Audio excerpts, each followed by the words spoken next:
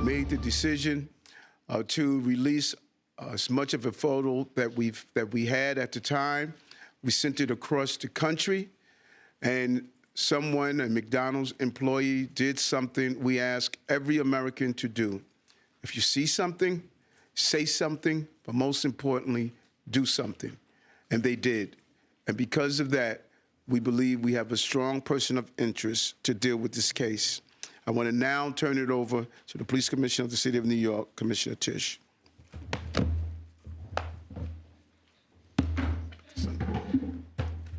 Thank you, Mayor. Good afternoon, everyone.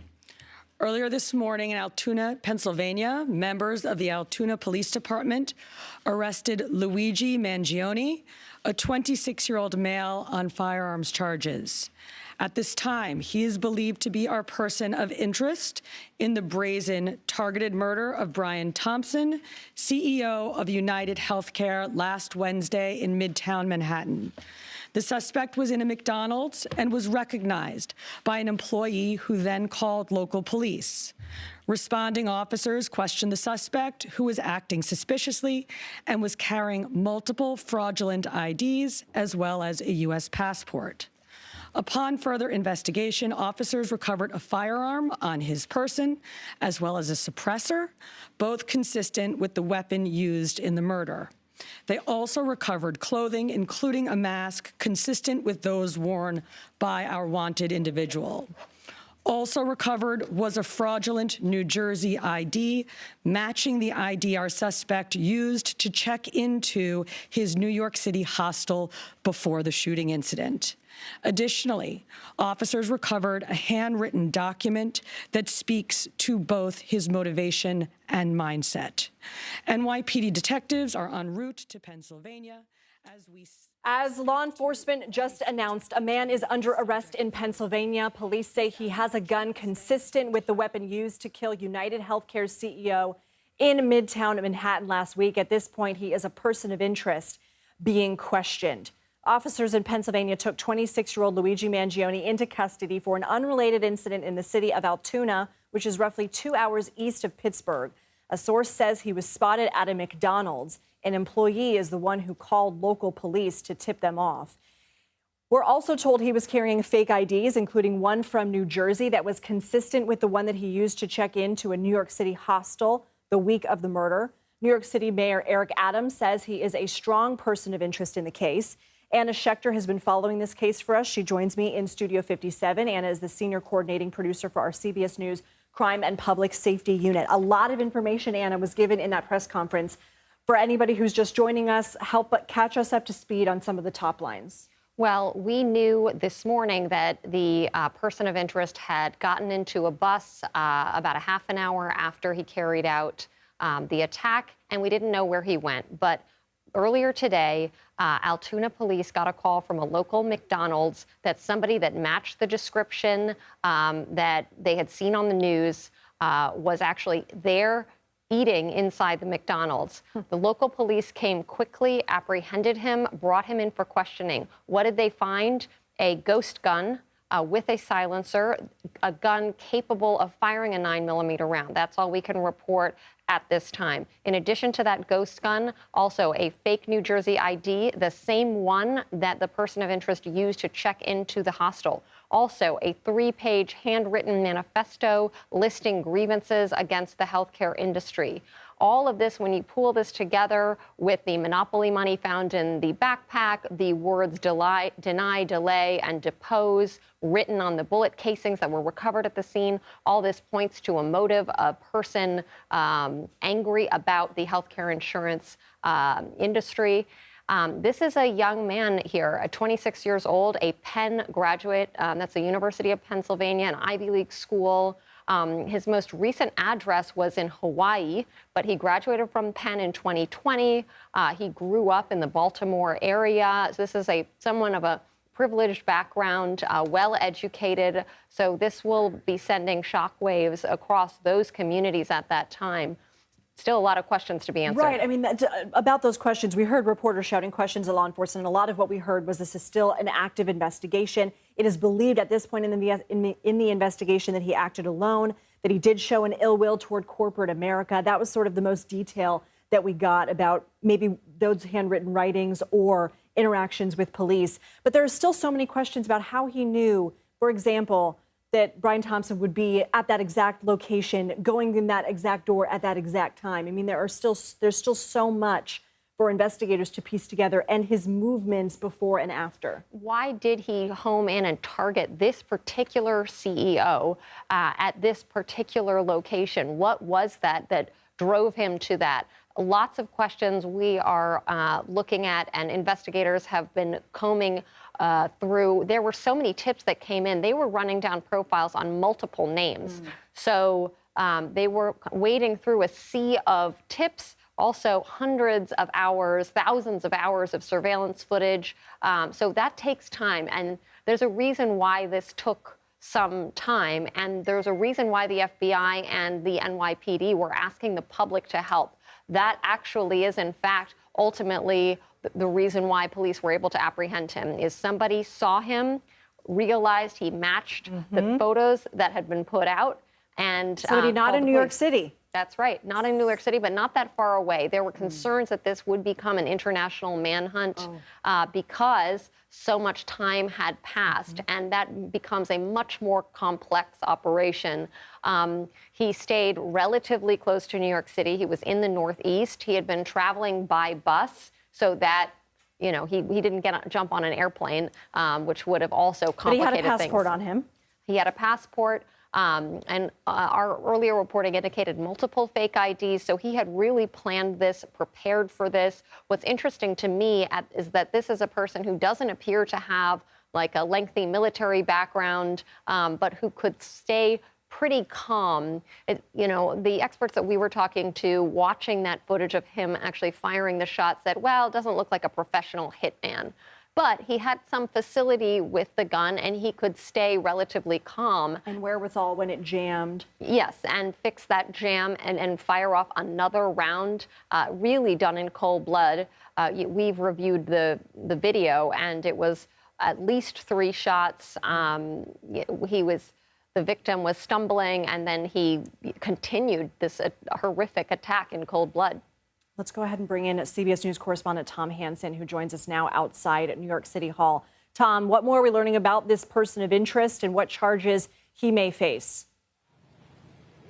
Yeah, well, as you heard in that press conference, Lindsay, he's going to be facing charges in Pennsylvania. Also, he's going to be facing extradition back here to New York. One of the key things that authorities are going to be looking into is, of course, the weapon that he used to murder CEO Brian Thompson. We heard that it was a ghost gun. That means that there is likely no serial number. It's going to be very difficult to trace. One of the interesting things about that that you heard in that press conference, they said that it could have been 3D printed. So he could have actually manufactured this gun himself. We don't know that for sure, but it would definitely align with the resolve that he had in a targeted killing like the one that we saw several days ago. So there's still a lot of information that we are learning. We're also going to presumably learn exactly how he got to Altoona, Pennsylvania. That was something that authorities were not specific on. A lot of details coming out of that press conference, but a huge moment today in this sprawling investigation. We saw that the investigation fanned out as far as Atlanta, Georgia,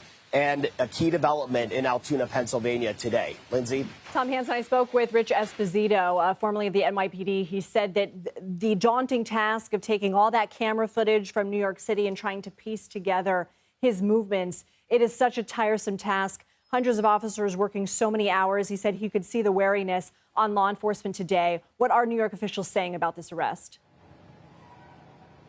Yeah, I mean, well, basically what we heard in that press conference once again was when asked about a key linchpin in this investigation, authorities said that there wasn't just one linchpin. This was an enormous operation by NYPD and coordinated operation by authorities, multi-state, in this investigation. So, you know, what we're going to find out is that this was something where they had to parse through so many hours of footage, so many videos and photos on social media. What they did credit was that one video of him pulling down his mask and smiling at the hostel, that was a key bit of evidence for people to see and to identify him. But, you know, this is just an enormous investigation, multi-day, multi-state, and authorities presumably have found the suspect that they've been looking for. We'll find out more as NYPD goes to Altoona, Pennsylvania to give him a line of questioning and presumably bring him back to New York at some point.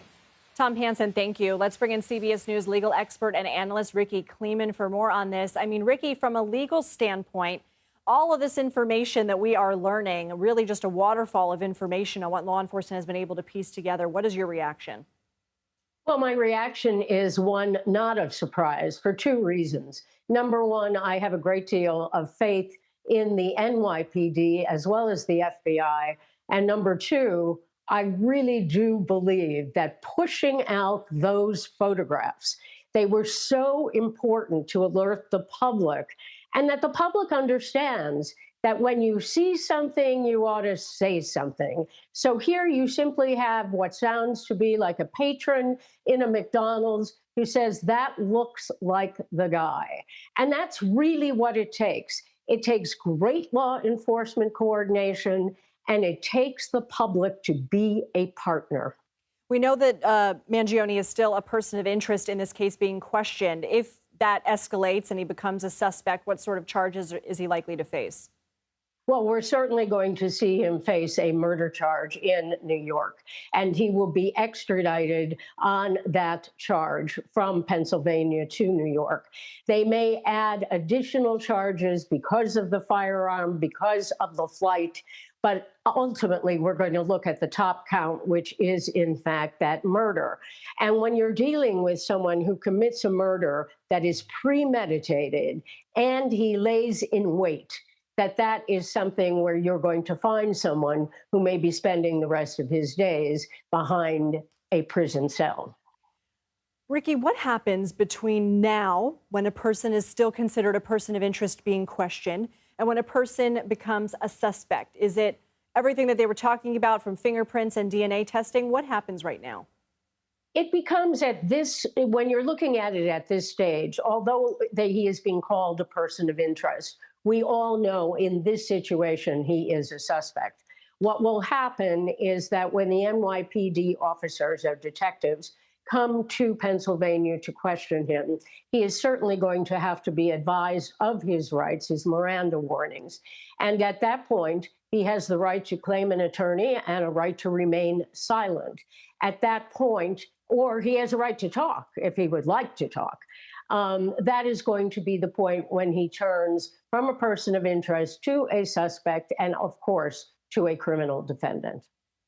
Rikki, as someone with a defense attorney background, what would be some of the challenges here if you were representing this person as a client in terms of missteps? I mean, the fact that Mangione was carrying a firearm consistent with the weapon used in the killing of Thompson, that there were handwritten writings that expressed ill will toward corporate America, that there were fraudulent IDs, including the one that was used to check into the hostel. The fact that in this high-profile case in which there is a multi-state manhunt, this person is sitting in a McDonald's eating a meal. What you have here is a situation which defense lawyers like to call are facts beyond change. There are facts in this case that you cannot make them go away. They're there. So your duty as a defense lawyer is twofold. Number one, is there a deal available in any way, shape, or form for this defendant, when he becomes a defendant, to be able, if there were other people involved, to be able to say that there might be a plea deal? On the other side of that, the defense lawyer has an ethical obligation to defend this client zealously. And it looks like the facts are pretty overwhelming when you look at the evidence as it piles up into this mountain. So is there a mental illness defense, which would be something that certainly the defense lawyer would have to consider? You also have to think about the fact that this is a young man who may have been playing some kind of a game. We also know that he teased the police with what he wrote on those cartridges and bullets with the words of deny or depose or defend. We have someone who teased people with these photographs, who dropped a bag, his backpack, and it had Monopoly money in there. Is that going to help you in terms of creating a mental health defense, or is that all going to continue to hurt you? But the defense lawyer has his or her work cut out for them. Rikki, I do want to ask the significance of the weapon here, in which law enforcement are referring it to it as a ghost gun that may have been made on a 3D printer. We've reported, CBS News has reported, capable of firing a 9mm round, consistent with the casings found at the site of the killing. What is the significance of the fact that it was a ghost gun, that could have been made on a 3D printer? Well, if it certainly turns out that this is a ghost gun made on a 3D printer, and they can show that this is the person who made that gun, it goes right back to his premeditation. It also is, I'm sorry to say, a rather sad statement about our society at this point. Rikki Klieman, certainly appreciate all of your time and expertise. Thank you. I want to bring in Anna Schecter back into the conversation. Anna, we've been reporting how difficult it is as the hours and days go on to locate and apprehend a suspect or person of interest. In this case, the person of interest sort of had time on his side, 5 days. Have your sources been talking to you about the challenges increasing exponentially as the days dragged on? Well, certainly, because it just expands the area where he could have traveled to. And that's why getting those photos out to a national audience and potentially internationally, we were asking about going north. There was a concern about him going into Canada. There was that heightened concern even on the first day. The nearby airports were cased by NYPD investigators within hours of the attack. They were searching that. Long Island Railroad trains had been stopped. And when nothing was coming up, obviously that sort of upped the ante. And that's when the decision was made to put out those photos and ask the public for help. Because historically, that can be crucial to these kinds of investigations. You know, we think that we don't have any agency, that our face is everywhere because of facial recognition. But what this case shows us is that, you know, you do have a certain amount of agency, and he made mistakes, but he also did some things right by the way that he moved so quickly in order to disguise his movements. It certainly is harder to identify somebody who is wearing a mask where only your eyes are visible. We do have that photo from that one flirtatious encounter at the hospital with the clerk in which he was smiling. But those two photos are the only full face photos that we have, the photos in the cab, outside the cab, all with a mask. And it's also challenging. I mean, the photos of him inside the Starbucks looked a little bit different from him in the hostel. And you had sort of citizen sleuth saying, wait a minute, it doesn't look like the same person. Then later, after he committed the crime, you have a photo of him getting into a cab. This goes to his premeditation. He took the ski mask off. It appears to me that he changed his jacket and he put a surgical mask on. So at every point, he was working to evade detection, and it worked for 5 days. But harnessing the public's help was crucial in this case. Is it your understanding and that of law enforcement that the idea of getting onto an e-bike that was not a city bike, which is a brand, I don't know if it was his personal e-bike, got on the e-bike, sort of traveled through Central Park, exiting on the Upper West Side of Manhattan, then getting into a cab to Port Authority? Are all of those movements sort of in design to evade? Well, those movements, he clearly knew exactly where he was going. And from my reporting based on the surveillance video, he wasn't sort of hesitating and wondering where he should go. He planned this whole thing out. So he went into the alleyway right after the shooting, grabbed the bike, and was pedaling. And, you know, the video that we obtained exclusively initially, where he's riding down 85th Street, he is pedaling hard, but he appears calm. There's nothing that looks out of the ordinary. And that he is not acting erratically in any way. And that helped him evade detection because he wasn't drawing attention to himself. So at all those points, not drawing attention to himself, even going to the McDonald's and just sitting there quietly eating, it seemed that he was getting a little bit more brazen. The NYPD said on Friday that the entire time he was staying at the hostel, he was wearing a mask. And, you know, he didn't interact with his roommates. He was careful at that point to take off the mask and then start eating. He assumed that he was safe inside that McDonald's in Altoona. So he is still in Altoona. What will it take for, again, he's still only a person of interest being questioned in the case, but what would it take for suspect status and extradition to Manhattan? Well, there's a whole process here. It's not like they can just pick him up and grab him. They have to build a case and create a timeline warranting an arrest on these charges. He's now being held in Altoona on potential gun charges, illegally being in possession of this gun. Remember, there are federal laws about ghost guns and silencers, and apparently he was in possession of a ghost gun with a silencer, potentially illegally. That's what they're holding him on now. By now, the NYPD will have gotten to Altoona. They are likely there, and there's paperwork. He has to appear at a summons in Altoona before the extradition happens. The U.S. Marshals are involved. He will be transported. What would the time frame be on that? It could be in the next couple of days. Okay. It's unclear, but he's also going to be getting a lawyer. He has a right to counsel, as Rikki Klieman just said. So there are a lot of different parts of this picture that have to come together, and that can take some time, even though the public might think, well, wait a minute, get him back to New York City and put him in front of a jury. But it doesn't really work like that in real life. You and the Confirmed team have also created sort of an idea of a background of this person of interest. What can you tell us about what you've learned about him? Well, this is someone who went to good schools and grew up in the Baltimore area. He went to the University of Pennsylvania, an exclusive Ivy League school. He graduated in 2020. He was involved in student clubs. He studied computer science. His most recent address points to Hawaii. If you look at his social media, he was posting lots of pictures of the Hawaii landscape and animals and the like. We are drilling down on his potential anti-corporate mentality and those kind of more extreme views that would push him to carry this out. So far, it doesn't appear that he has a criminal record. We're still working to firm that up.